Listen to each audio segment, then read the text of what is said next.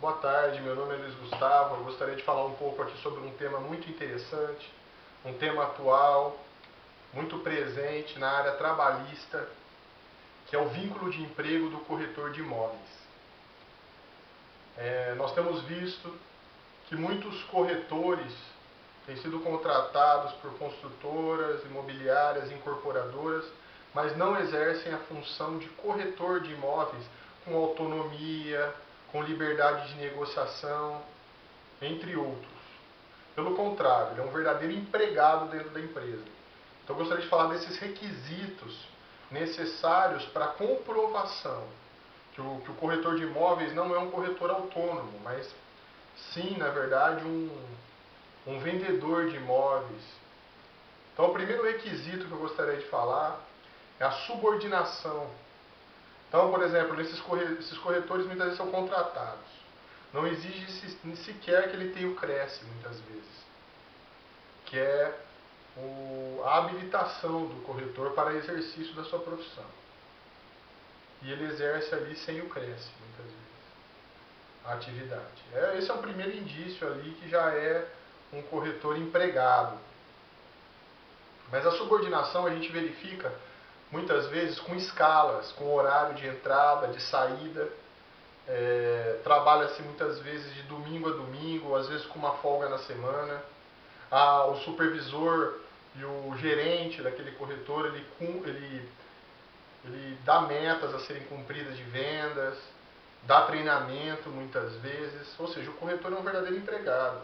Ele não tem liberdade de ir ou não ir no plantão, ele tem que cumprir aquela escala é de cumprimento obrigatório do corretor.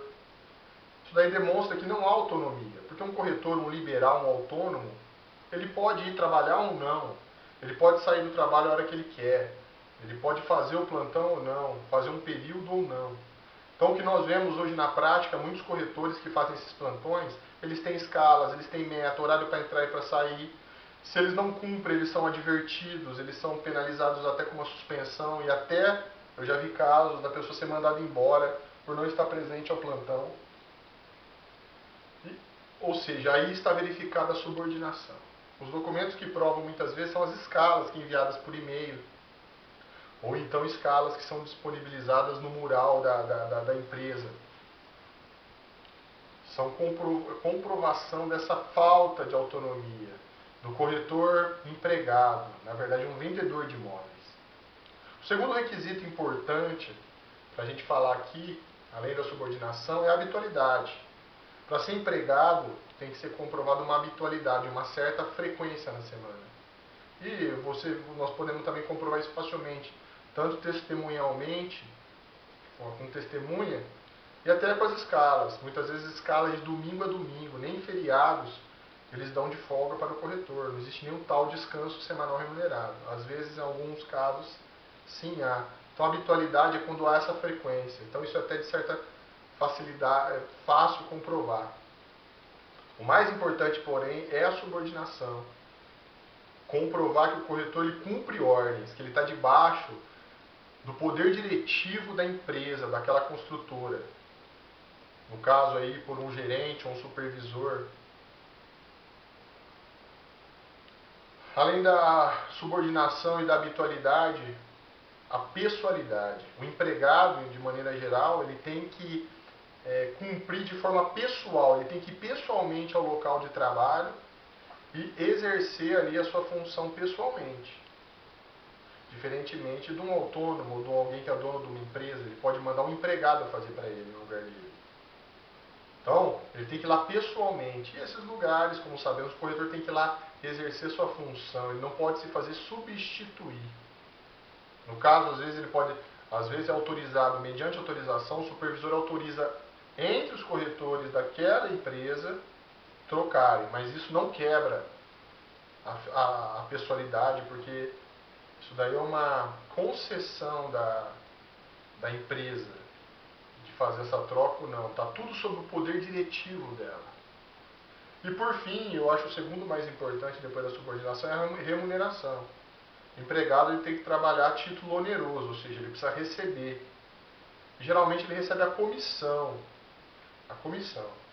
O corretor, via de regra, pela tabela que o Cresce estipula é 6% do valor da venda. Essas construtoras em lançamento, nessas imobiliárias também, incorporadoras, paga-se um preço primeiro, é tabelado, não é o corretor que estipula a sua comissão, demonstrando mais uma vez a falta de autonomia. É tabelado geralmente a 1,5% do valor da venda, ou seja, o controle da comissão também da empresa, comprovando mais uma vez que ele é um vendedor de imóveis, um empregado e não um corretor com autonomia de negociar sua comissão livremente. Outra coisa é que muitas vezes a empresa, a construtora, etc., ela tem um controle da remuneração daquele corretor. Ou seja, muitas vezes o cliente paga com o cheque dele, esse dinheiro não vai direto para o corretor. Ele é retido com a empresa, uns 7 dias, 14 dias, após a aprovação, a liberação, é repassado ao corretor, mostrando até aí o controle do pagamento da comissão. E muitas vezes o pagamento é feito pela própria empresa, a construtora. Então esses requisitos, 4 requisitos, uma vez comprovados, o corretor não é, na verdade, está claro aí o vínculo deve ser reconhecido.